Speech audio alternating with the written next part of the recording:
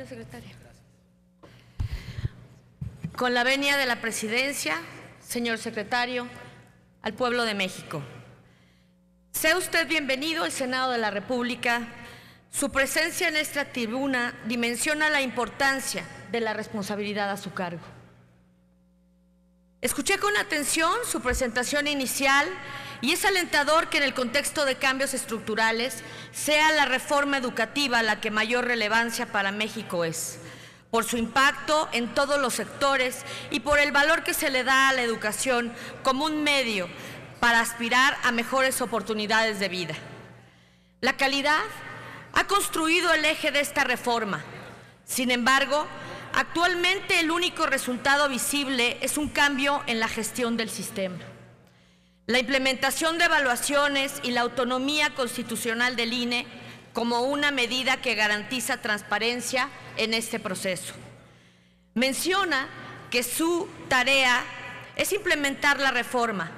Esa es una buena noticia, pues aún estamos esperando las acciones que le den carácter integral a la misma, que atienda la necesidad de contar con un nuevo modelo de formación docente, la dignificación de las escuelas y acciones en materia de equidad, pues usted ya lo habrá confirmado en sus recorridos por las escuelas y los estados. Vivimos en un país desigual, con un México en el cual las carencias y falta de oportunidades se constituyen como un lastre que impide a millones de niñas y niños romper con el círculo de la pobreza. Sin importar las condiciones de las escuelas, los maestros son los responsables de entregar resultados. Es a los maestros a los que se llaman a cuentas cuando los resultados son negativos. Son a los maestros los que son expuestos de manera injusta en medios de comunicación como los únicos responsables. Usted ha mencionado hace unos momentos con claridad que es responsabilidad de las autoridades la gestión del sistema, que no debemos confundir roles. En esta medida es congruente que al momento de evaluar resultados sean las autoridades las que rindan cuentas ante la sociedad. Para elevar la calidad de la educación, necesitamos maestros de calidad. Estoy de acuerdo en que se deben hacer todos los esfuerzos por incorporar a los mejores y preparar a los que están en servicio. Sin embargo, sería importante contar con una evaluación sobre lo que se ha hecho en estos años para atender las necesidades de formación de los docentes. Hoy la sociedad espera que las escuelas trabajen con diferentes idiomas, que sean conscientes de las cuestiones culturales y de género, que promuevan la tolerancia y la cohesión social y respondan con eficacia a los alumnos desfavorecidos o con problemas de aprendizaje, que usen las nuevas tecnologías y se mantengan actualizados en las áreas de conocimiento de rápido desarrollo y en las nuevas formas de evaluar a los alumnos. No obstante, se carece de un modelo de formación docente que responda a estas necesidades. No es correcto que se haga responsable al docente de la situación de la educación cuando se enfrenta día a día a nuevos desafíos, sin las herramientas adecuadas para responder con eficacia. No podemos esperar calidad cuando se trabaja en aulas mal equipadas, a veces con pisos de tierra sin mobiliario y mucho menos servicios como agua potable o energía eléctrica. Sin ser el único factor, la inversión educativa ha demostrado ser en otros países fundamental para contar con una educación de calidad. Según la OCDE, el gasto de México por cada estudiante en educación primaria es de $2,111, cuando el promedio de la OCDE es de $6,741. Por cada alumno en secundaria se gasta $2,236, mientras el promedio de la OCDE es de $8,267. Con esto veo con preocupación que en el proyecto de presupuesto para el 2016, que habrá de discutirse en la Cámara de Diputados, es evidente una reducción en términos reales del 4.6 para el sector educativo, pasando de 305,057 millones a 299,359 millones de pesos. Destacando en específico que el programa de la reforma educativa, que este año tuvo fondos por 7,500 millones de pesos, tendrá para el 2016 recursos por 5,476,4 millones de pesos. y que ya no están contemplados para el próximo año. Con estos datos, lo que está claro es que el discurso del interés estratégico de la educación y la reforma se viene abajo cuando es evidente que el 2016 será un año más en el que poco a poco se verá de esta necesaria transformación educativa un naufragio. Señor secretario, precisamente sobre el financiamiento de la educación para atender los rezagos de materia de inversión, el presidente de la República anunció en su mensaje del 2 de septiembre que se instrumentaría un mecanismo financiero que consiste en la emisión de bonos de infraestructura educativa. ¿Podría usted explicar cómo funcionarán estos instrumentos? Y en el caso de que no se tenga buena respuesta de los inversionistas, ¿se ha considerado alguna alternativa para cumplir con las metas que se ha planeado? ¿Es cuántas son las preguntas, señor secretario? Proceda, señor secretario, las respuestas. Sí, por favor.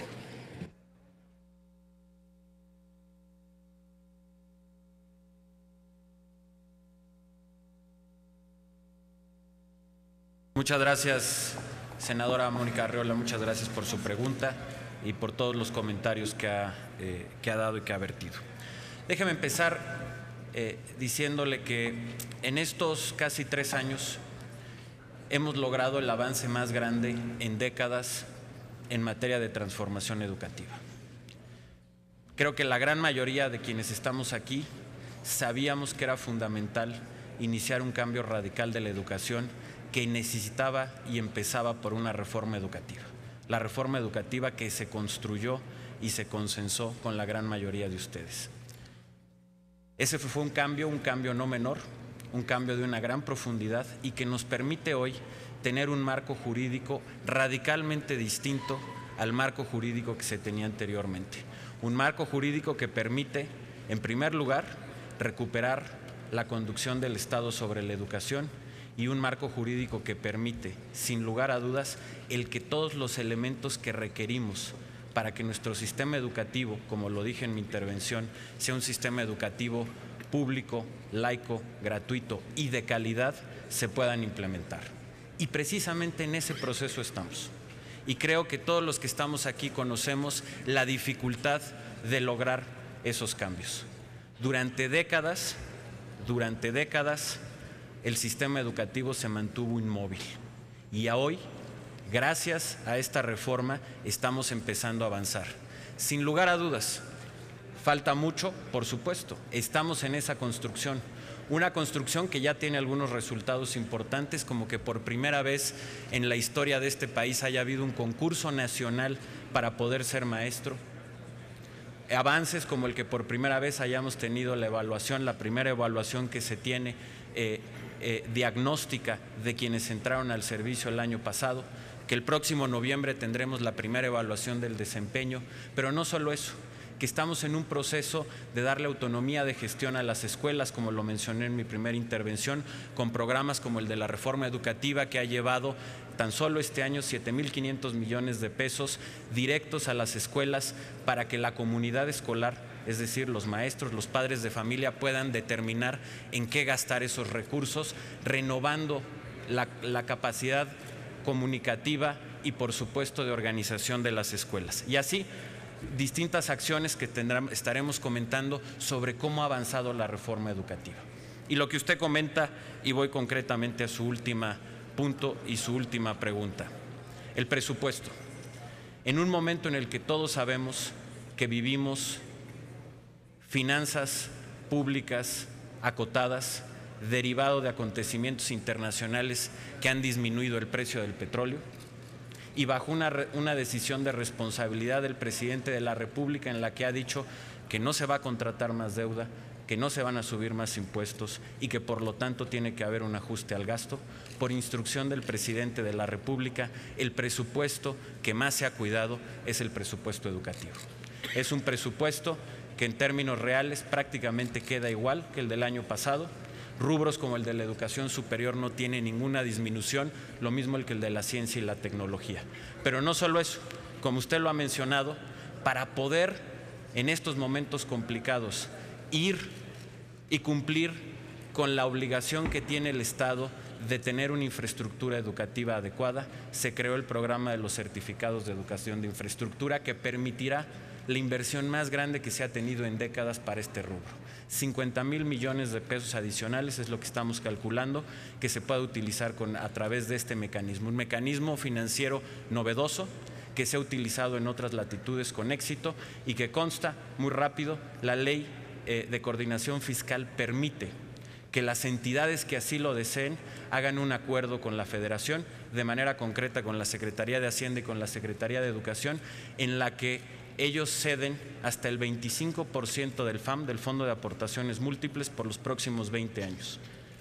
Esos acuerdos van a un fideicomiso y a partir de eso se emiten bonos que permiten traer a valor presente una cantidad cercana a los 50,000 millones de pesos que nos permitirán en tan solo 3 años tener una inversión en infraestructura educativa que de otra manera nos hubiéramos tardado 20 años en tener, y que eso nos va a permitir tener un impacto en por lo menos 34,000 planteles, que si lo sumamos a los recursos fiscales pueden llegar a casi 50,000, es decir, a casi la cuarta parte de los planteles que necesitan una mejora.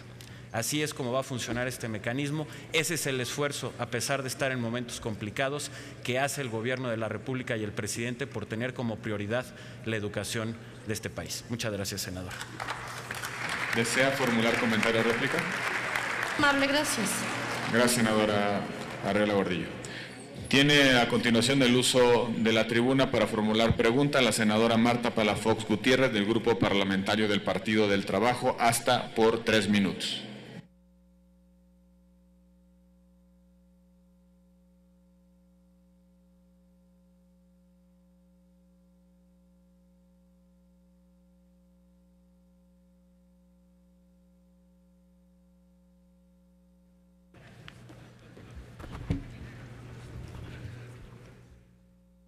Con su permiso, señor presidente. Señor secretario, sea usted bienvenido al Senado de la República. Es usted, licenciado Aurelio Nuño Mayer, el responsable de una de las secretarías más trascendentes del Gobierno de la República. Ocupa usted el despacho donde hombres visionarios como José Vasconcelos, Jaime Torres Bodet, Agustín Yáñez, Jesús Reyes Heroles, entre otros, aportaron su mejor esfuerzo en beneficio de la educación de los mexicanos. Mi primera pregunta es, ¿qué se siente ocupar un puesto con tanta responsabilidad como es el de la educación y a qué lo compromete? Jesús Reyes Heroles decía, refiriéndose a los maestros, que ellos son fuente de cambio y transformación y tienen todo para seguir siéndolo en el futuro.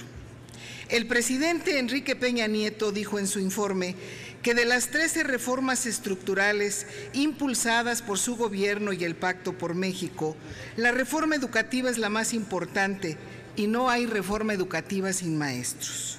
Señaló el presidente, en la aplicación de la reforma estamos trabajando de la mano con el magisterio. Las maestras y los maestros de México son y serán los protagonistas de la transformación educativa. Y yo pregunto si es suficiente la evaluación de los maestros para elevar la calidad de la educación. Se lo pregunto porque para la educación se necesitan condiciones adecuadas en infraestructura educativa, equipo, servicios de salud, sobre todo de salud, que es un tema al que poco se le ha prestado atención en las escuelas. El de los bebederos de agua potable que aquí ya comentó una senadora, es cierto. El Senado propuso y la Cámara de Diputados autorizó un presupuesto para los bebederos de agua potable desde el presupuesto del año anterior, pero el asunto es que ahora está el presupuesto para los bebederos, que no sabemos si aplicó o no. El asunto es que no hay agua potable en la mayoría de las escuelas. Usted lo sabe o lo va a saber, que hay regiones en nuestro país donde ni siquiera se cuenta con un salón de clases o sus pisos son de tierra. Los baños son inexistentes y contar con agua potable es una ilusión. Recientemente, en una entrevista con una conductora de televisión, dijo usted que diario está trabajando y visitando una escuela y que platica mucho con los maestros. Le pregunto, señor secretario, si ha constatado lo que aquí señalo o mi diagnóstico es erróneo. Uno de los anuncios más relevantes del informe del presidente Enrique Peña fue la quinta medida de 10 a las que se comprometió, donde dijo que se pondrá en marcha la mayor renovación de infraestructura educativa, ya que, según el presidente, las escuelas deben estar en el centro del sistema educativo nacional. Preguntaría, señor secretario, ¿qué significa la emisión de esos bonos de infraestructura educativa en la Bolsa Mexicana de Valores? Usted habló de convenio con entidades federativas con recursos de hasta un 20% del Fondo de Aportaciones Múltiples del ramo 33. Dicen que no es deuda y que se podrá contar con recursos de más de 50,000 millones de pesos destinados a mejorar la infraestructura educativa.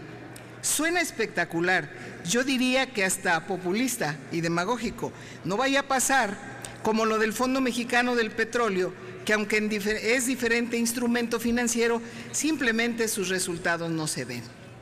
En las reuniones de la Comisión de Salud, de Educación, de la que formo parte, y la Secretaría de Educación, a través de su titular, hemos solicitado en más de una ocasión la regulación de los programas televisivos, que son quienes conducen y manipulan a la mayor parte de la población, sobre todo la de más escasos recursos, a los jóvenes, a los niños. Promueven el consumismo en forma brutal, el uso y consumo sin que nadie los regule y sancione, en horarios que todos los niños y adolescentes tienen acceso. Promocionan temas de violencia, de sexo, de delincuencia, de agresión, hechos de sangre. Son modelos estereotipados para una sociedad joven e infantil que tiene como única distracción la televisión y sin hablar y contemplar el tema de las mujeres. Señor secretario, esta pregunta me parece básica en el tema de salud. ¿Está usted de acuerdo en que se mediquen a los niños y niñas y adolescentes en las escuelas, sean estas públicas o privadas, con el pretexto del trastorno de déficit de atención? Y finalmente, otra pregunta que seguramente usted sabe, que se distribuyeron a través del gobierno federal millones de plasmas televisivos a través de la Secretaría de Comunicaciones y Transportes. Mi pregunta es si se les acompañó con algún proyecto educativo, cultural, preventivo en lo social, o fue meramente populismo electoral. Por su respuesta, muchas gracias. Proceda, señor secretario, con sus respuestas. Muchas gracias, senadora Palafox, por sus preguntas y sus comentarios. Primero, déjeme decirle que sin duda ser secretario de Educación Pública de este país es un gran honor, un honor que tomo con mucha humildad, pero también con mucho ánimo de saber que se puede estar en una de las posiciones que más bien y mayor transformación puede hacer por nuestro país. Sobre el tema de la evaluación que comentaba, déjeme aquí ser muy claro. La evaluación, sin lugar a dudas, es uno de los temas fundamentales de la reforma educativa, pero no es el único, ni es el más importante. Es un elemento fundamental, pero existen otros elementos clave, como por ejemplo el poner a las escuelas en el centro del sistema educativo, como lo mencionaba hace un momento, y darles mayor autonomía de gestión. Y sobre las evaluaciones, y quiero aprovechar su pregunta para hacer esta precisión, porque creo que se ha prestado a confusiones. Las evaluaciones no están diseñadas, ni están hechas, ni las está implementando este gobierno para afectar a los maestros. Todo lo contrario. Las evaluaciones están hechas para ayudar a los maestros. Las evaluaciones son un método que nos permite saber en qué están haciendo bien los maestros y en qué deben de corregir. Y a partir de eso, los maestros tienen el derecho y nosotros la obligación de dar la formación profesional docente, la formación continua adecuada, en lo cual vamos a estar trabajando. Y por cierto, en el presupuesto a estos rubros hay un incremento de más del 100%, ya que es clave la capacitación que podamos dar a los maestros. De igual manera, las evaluaciones, y aquí lo quiero decir, como lo establece la ley, deben de tomar en cuenta las diferencias regionales y socioculturales que tiene nuestro país. Eso está en la ley, artículo 68, fracción sexta de la Ley del Servicio Profesional Docente. Y finalmente, a los maestros que les vaya bien en la evaluación, les va a ir bien económicamente. De la reforma educativa se desprende un programa de incentivos que a los maestros que les vaya bien a lo largo del tiempo podrán ganar hasta 180% más y en las zonas más alejadas hasta 220% más. Y simplemente para concluir, en mi intervención anterior expliqué el mecanismo de cómo van a funcionar los certificados para la infraestructura educativa, con lo cual vamos a poder avanzar, por ejemplo, en la meta de los bebederos que usted mencionaba.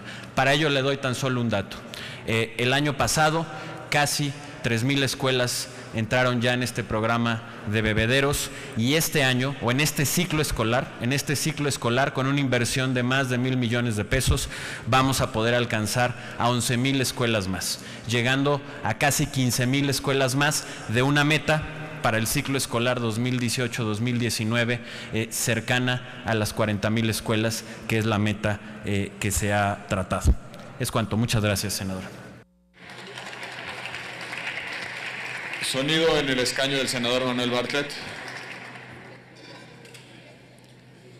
Me voy a permitir contestar la pregunta, si me autoriza usted, señor presidente. Por supuesto, senador Bartlett. ¿Usted formula el comentario desde su escaño o desde la tribuna? Allá voy para allá. Gracias. Tiene 2 minutos para formular su comentario o réplica.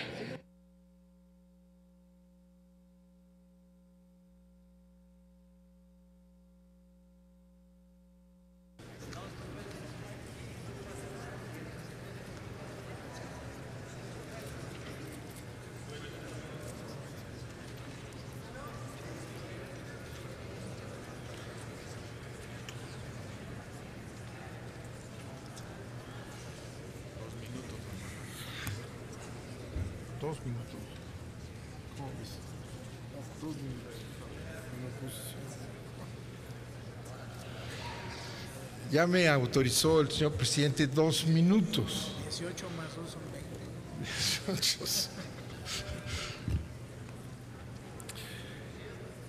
Escucho, señor secretario, que mantienen la misma posición. La evaluación no la van a completar. Tenemos los números. Es imposible, es una mentira. Van a evaluar a 1,500,000 trabajadores. Al ritmo que van, no van a poder hacer nada. Por eso yo les digo que esta reforma es falsa, es demagogia, e insisto, es populismo, porque según los criterios del propio presidente Peña Nieto, es populista quien aprovecha una demanda, una necesidad, y promete resolverla con mentiras. La reforma educativa, señor secretario, es una mentira. La reforma educativa es un sistema laboral para controlar a los maestros, amenazarlos. Es una reforma educativa además centralista, en donde tienen anulado la facultad que tienen los gobernadores, idénticas al presidente de la República, ya la anularon. Las legislaturas de los estados ya la anularon. Es un movimiento centralista absolutamente ineficaz y contrario a los intereses de la población. No van a resolver la educación como lo están diciendo, es una mentira. Lo que van a seguir haciendo es sometiendo a los maestros a este terrorismo sin más objetivo que tener un control que han perdido. Yo se lo vuelvo a decir, señor secretario, no van a hacer una reforma educativa con el ejército y con la policía en este sistema policíaco-militar en la que están ustedes sustentados. No pueden. Los maestros son mucho más que eso. Los maestros son los que hacen el gran esfuerzo de trabajar todos. No importa qué sindicato ni cuáles, los maestros son los que han transformado este país y son los únicos que pueden hacer esa labor que usted no va a poder hacer. Usted no va a visitar escuelas, no es cierto. Es demagogia, señor secretario. Todo esto que está usted diciendo es falso. No hay reforma educativa. En este país lo que ha habido es una imposición de los organismos privatizadores internacionales de la educación para posicionarse de la educación como un sistema de negocios. Eso es lo que han hecho. De manera que han abandonado una de las tareas más importantes de este país. Han perdido 3 años en una trifulca creada por ustedes sin resolver absolutamente nada. Ni han invertido, ni han visitado las escuelas, han hecho demagogia, apoyados como están en todas sus cuestiones, apoyados por la mentira en los medios de comunicación. Los medios de comunicación, Televisa y TV Azteca, son sus aliados para decir que ha existido una reforma inexistente. Es demagogia y están destruyendo uno de los sistemas más importantes que puede tener un país, que es la educación de sus jóvenes, la educación de su población. Es imperdonable. Esto se los vamos a cobrar, se los va a cobrar el pueblo de México, de haber hecho demagogia, que van 3 años desperdiciados y por lo visto tendremos 6 años desperdiciados. Es una vergüenza que sigan sosteniendo una falsedad que logra ¿qué? Atacar a los maestros, hacerlos gente sin valor, satanizarlos, satanizar el sistema educativo. ¿Cómo puede decir que es la primera vez que se hace una evaluación? Es mentira. Hemos hecho evaluación siempre. Ha habido trabajo en educación. Eso de esta es la primera vez es un viejo ardid. No es cierto. De manera que, con todo respeto, no es una cuestión personal, se lo decía yo, pero es una cuestión política. Peña Nieto está destruyendo lo más importante de este país, que es un sistema que permite a este país salir adelante para lograr el ser humano que está en el artículo 3º, no para ser, como lo quiere la OSD y el Banco Mundial, empleados para que sus empresas tengan empleados pagados con este salario mínimo que se aprueba aquí, una explotación. Ese es el ser humano que quieren, un ser humano que sirva a los intereses como recurso, no un ciudadano que sea independiente, al que le desarrolles todas sus facultades, como establece el artículo 3º, que han ustedes hecho a un lado. Muchas gracias, señor presidente. Proceda con su respuesta, señor secretario, por favor. Perdón, sí, tiene razón. Tiene el uso de la voz el senador Carlos Alberto Puente Sala, del Partido Verde Ecologista de México, hasta por 3 minutos.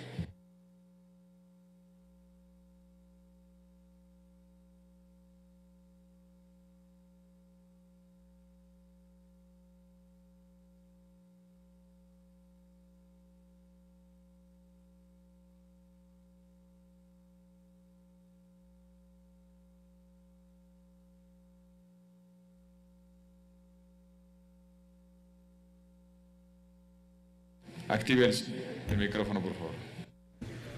Muy buenas tardes. Gracias. Con la venia de la presidencia.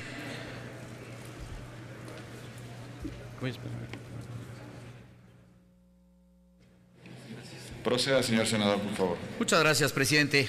Señor secretario de Educación Pública, maestro Aurelio Nuño, sea usted muy bienvenido a este Senado de la República. Compañeras y compañeros, hay que decirlo claro y hay que decirlo fuerte. La educación es el tema de mayor relevancia para la